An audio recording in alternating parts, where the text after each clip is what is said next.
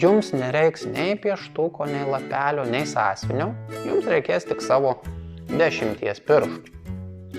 Na, paimkim pavyzdį, pažiūrėsim, kaip čia gausis. Tarkim, jums reikia sudauginti 9 kart 5. Aha, 9 kart 5.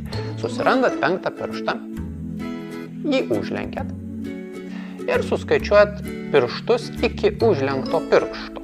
Na, akivaizdu, kad tai yra 4. Už užlenkto piršto yra 5 pirštai. Sujungiam 4 ir 5, 45. Dar vieną pavyzdį pažiūrėsim, ar tikrai veikia. 9 kart 7. Gerai, 7. Susirandam 7 pirštą, čia 5 ir 7 yra šitas. Jį užlenkiam. Vėlgi žiūrim, iki užlenkto piršto yra 6 pirštai. Už užlenkto 3. Sujungiam. 6 ir 3, 63. 9 kart 7, 63.